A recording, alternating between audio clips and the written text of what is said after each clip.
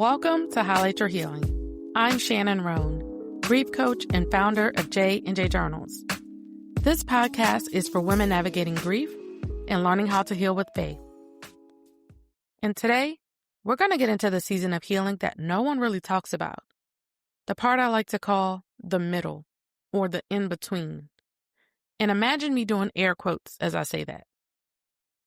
That's that uncomfortable middle space where you're not who you used to be anymore, but you don't quite feel like the healed version of yourself yet. You know what I mean? And that can be confusing. You're doing all the right things. You're journaling, praying, showing up. You're trying to find peace, but something still feels off.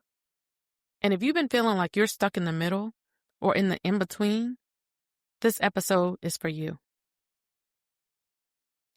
To be honest, the in-between can feel like hell. It's where the real work happens. It's uncomfortable, but it's necessary. You see, the middle will test you.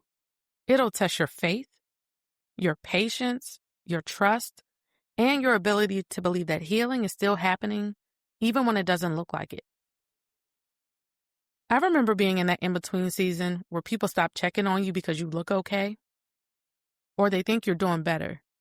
But what they don't see are those quiet moments at night when you still replay everything in your mind, or you just start crying for reasons you can't even explain.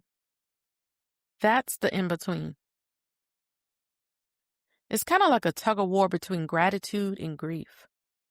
You can be on your healing journey and still have hard days. You believe God's promises, but you're still questioning the process. And honestly, that's one of the hardest parts of healing. The middle is the part where you're rebuilding your foundation. It's where you start learning who you are without the things, without the people, or the plans you thought you'd always have. And when I look back on my own in-between season, I realized they were actually some of the most transformative times in my life. That's where I learned to just sit with myself. I learned to stop trying to rush the process and to stop trying to fix things that needed more time. You see, the in-between teaches you how to be still. It's where you learn patience, and it's where you rebuild your faith. It's where you stop trying to control everything and start trusting. So how do you actually find peace in the middle? I think it starts with changing your expectations of what healing should look like. Because we all have an idea in our mind of how we think healing is supposed to go. But you don't have to have everything figured out. You just have to be willing to stay open. Open to learning, open to giving yourself grace, and open to letting this season teach you whatever it came to teach you. Because when you stop trying to figure out the season you're in, you start receiving what it's trying to give you. And sometimes what it's giving you is rest. Sometimes it's perspective. And sometimes it's the strength you didn't even know you had. See, the middle doesn't last forever. But while you're there, it's shaping you for what's next. For me, peace came when I stopped asking, when will I get through this? And I started asking myself, but what am I learning in this season right now? I've learned that the middle is where God does his deepest work. It's a stretching season, or what some people like to call a pruning season. See, sometimes we pray for transformation, but we forget that transformation requires just a little bit of discomfort. But one day, you'll look back at this season of your life and realize this was where you started becoming who you were always meant to be.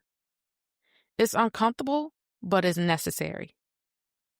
So if you're in that space, I want to remind you, don't rush the middle. There's purpose in your pause. There's meaning in the waiting. And even if you can't see what's ahead, God is still moving behind the scenes. So before we close, I want you to reflect on this journal prompt. What is this in-between season trying to teach me now?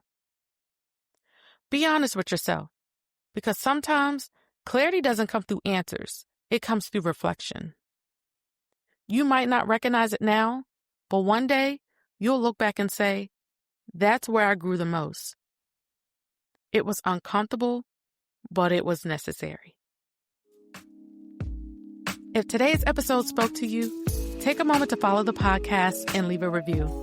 It helps another woman find this space and the hope she's been praying for.